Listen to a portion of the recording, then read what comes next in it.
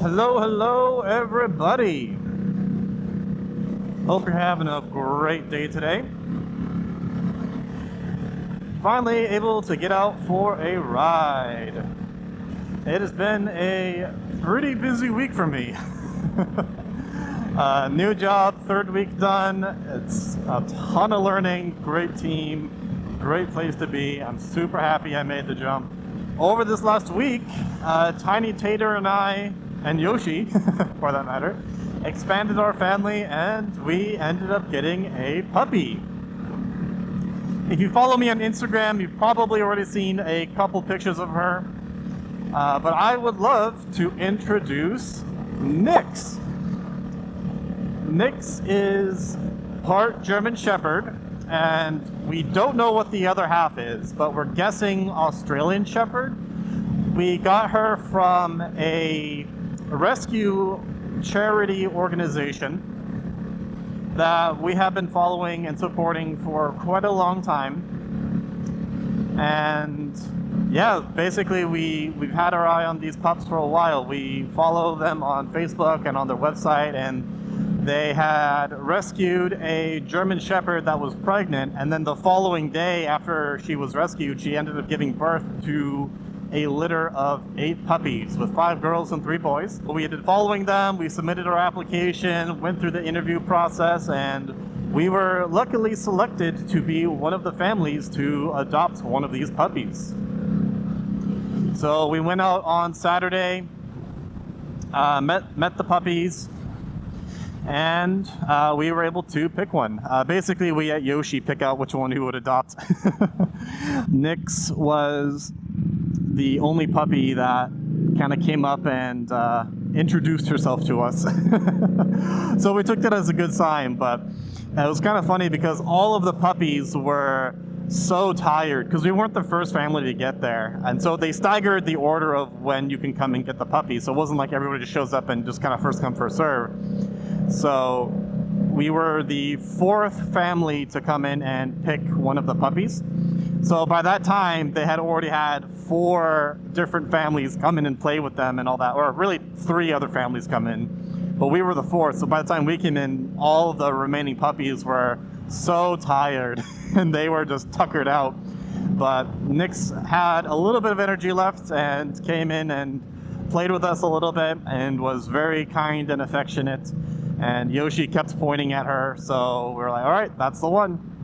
So we took her, signed all the papers, and gave her her official name of Nix. So this last week has been very busy.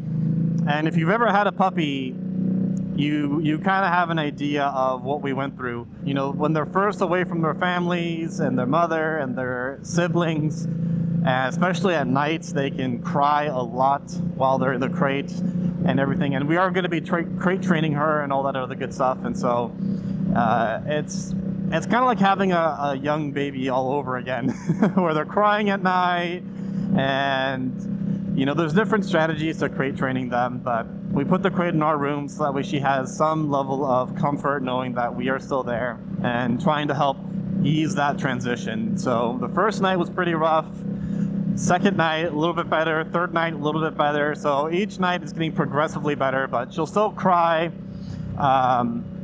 sometimes around midnight, but then she'll fall back asleep and she'll move around a little bit, so we'll hear her moving around. She'll typically wake up and need to go out around 4:30, 5 in the morning, and we put her to sleep around 9 or 10, because when they're puppies, they can realistically only hold, if they need to go to the restroom, they can only hold it in for a few hours. So, but she's doing pretty good. I mean, she has had, a few accidents here and there in the house, but we try to let her out very often and play with her outside. So she has very many opportunities to go outside as opposed to inside the house. But that's to be expected with the puppy. They're learning. But I would say having puppies before, Nix is very intelligent. Like, she's learning very quickly, and I'm actually quite surprised at how little she's gone inside the house relative to the other puppies that we've had in the past.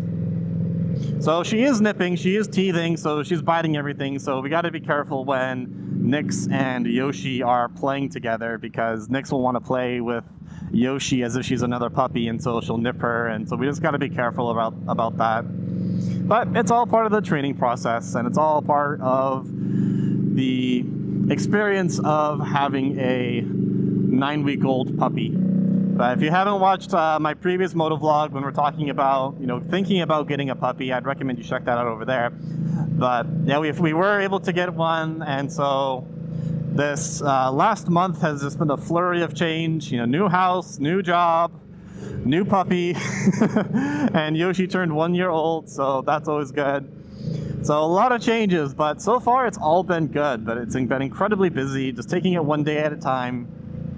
So getting enough time to go out to ride has been a little bit challenging, just because I feel guilty if I get to go ride and Tiny Tater is stuck at home with Yoshi and now Nix. So I only go out when she has someone else come over, either be my parents or her parents or my sister-in-law come in and help out, because having a baby and a puppy is definitely a lot to keep an eye out for. So I want to make sure that there are people at home to help support Tiny Tater, and then I can go ride. Every time I go ride now, I'm basically recording. I don't get any rides just for me anymore. It's like every chance I get to go ride, I gotta use it to make content, because I don't know when the next time I'll be able to go ride is. So last week we did the demo day. Last week I did the demo day with Rome, and that was super fun. So we went down to Hollister, did the demo day. I'm not sure what the order of the content is going to come out, so if this comes out before then, you got that to look forward to. But if the video's already out, you can click it in the corner and check those out. I rode the Challenger as well as the new Chief Dark Horse, and that was super fun. That was a great day, so I highly, highly recommend, if you get a chance to go do a demo day, go ahead and do it, because it is super fun. But overall, life's been busy, but good. Taking it one day at a time, taking it step by step, just doing our best not to overwhelm ourselves, and just really enjoying the moment, enjoying the experiences, having a lot of fun, just being out on our own, having a puppy. Yeah, and Yoshi and Nix love to play together, but Nix is already overpowering her a little bit, so we're training her to not jump on people, but since she's a puppy, she gets excited, and so she'll jump on Yoshi, and they're about the same weight, so Yoshi will just topple over, but she has a ton of fun. One of the games that Yoshi likes to play is she'll run and jump onto the doggy bed that can completely belly flop, so she loves just to run and jump and face plant. So she's a crazy baby, but she's pretty fun. So she'll let Nix just kind of push her over, and she has a lot of fun, but then Nix will take that as playtime and maybe try and nip her a little bit. So we try to control how much fun or how aggressive the two of them get when they get together. So we can't just leave them alone, but they have a ton of fun together. I have a feeling they're going to be inseparable once they grow up. But that's kind of the reason why we got Nix and why we really love German Shepherds, is because of how protective they are. And so we definitely want to train her to be disciplined, and so she's not aggressive. So that's especially why we want to have Nix be very disciplined and trained, so that way she can obey commands and not go after other dogs and have that discipline and training, or take food from strangers and all the other good stuff. But so at the timing of this recording, we are almost at 250 subs. We're hovering around that 247, 248. So we're almost reaching that milestone. Super excited for that. And if you've recently joined, welcome to the community. But yeah, this experience has been a very positive one. I've been super happy with the channel so far. The biggest thing I definitely need to improve is some of the camera angles when I'm recording. Sometimes I'll be recording and the angle will be okay at one moment, but then as I move around or I'll move things around, then it's completely blank space. And so I know that's an ongoing problem, and that's going to be one of those things, and one of the shortcomings of having the GoPro is I can't really see where all the camera angles are. And I know I can connect it to the app on my phone, and I'll use that to get started, but then just as I'm recording, just to not distract myself, I keep my phone face down. So I'm going to keep working on it. I know it's a problem. I'm going to keep working on it. Doing my best. So thank you for everybody who has given me feedback on how to improve. I truly, truly do appreciate it. And feedback is certainly a gift. So thank you for everybody who has given me that constructive feedback. And you can see how much lower the lake has gotten. If you probably watch some of my older videos, the lake was probably significantly higher, but I mean, we're still in a drought. It's still definitely a lot lower than it was, you know, a decade ago. But California, drought. If you got any water, send it over to us. We need it. You can just see how brown and all the dead brush and everything. So that's why the fires are so devastating, just because of all this dry brush. And you can see over time just how much lower the lake gets over time. Though the trade-off is that we always have great weather for riding. And I don't know if any of you have the same thing, but you know, sometimes when I get really into something, I get heavily into it. Like I get obsessed with it if I pick something up. And so, but what'll happen is if I ever like take a break from it, sometimes I just have a hard time getting back into it. Like sometimes when I'm playing a video game, like that'll be the only game I play for weeks or months, depending on what other games I'm playing, or if I'm playing any other games.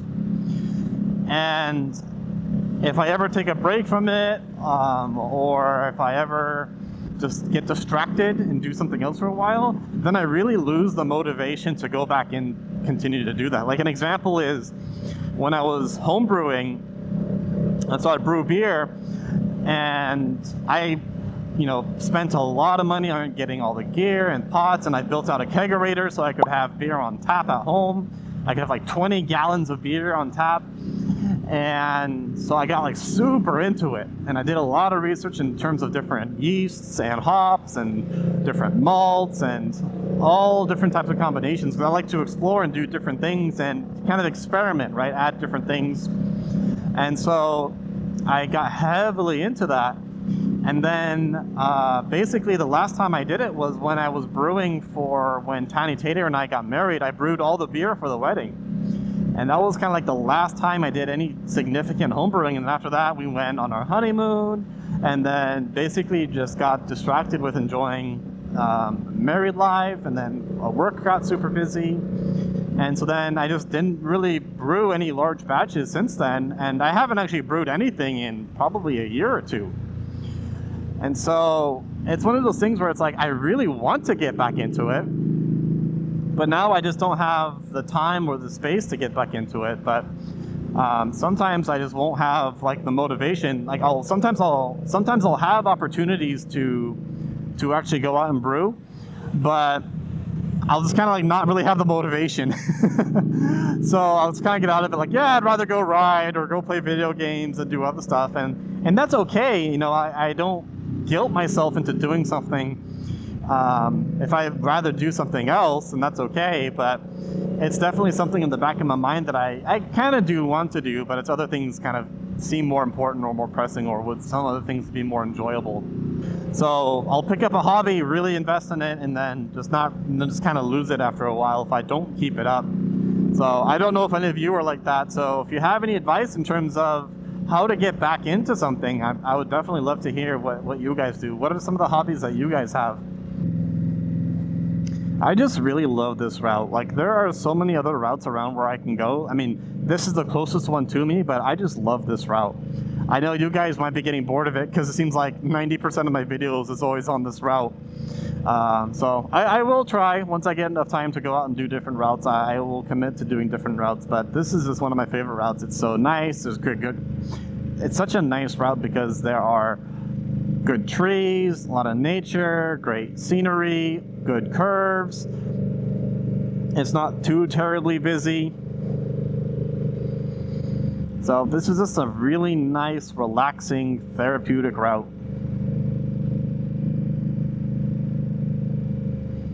But one of these days, I will go back up to Skyline and do that route. That's a very technical route, so I will need to practice with these new bars though, because it does change the handling a bit. So maybe I'll need to go back and do some more parking lot practice to practice my slow turn maneuvers and all that, just to make sure I haven't lost my skill set and really understand the handling of the bike with these new bars, so that way when I can go up Skyline I can really nail those very technical sharp turns. So I'm coming up on 10,000 miles. Let's see how much I got. I think I'm still 1,200 away ish.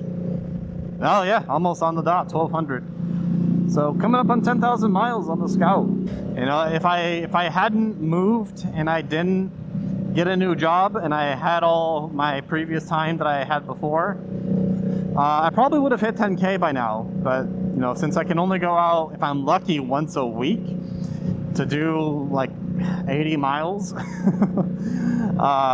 you know, that's definitely gonna slow down how many miles I put on the Scout. But coming up on 10,000 and loved every single mile of it. I've been so happy with the Scout. Like, it is, I have absolutely zero regrets and zero disappointments with this bike. You know, and that's one of the most interesting things about doing the demo day, is it really just made me appreciate everything about the Scout.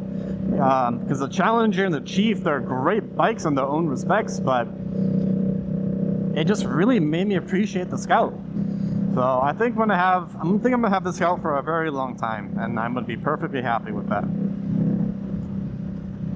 That actually kind of brings up a question. Do you guys name your bikes?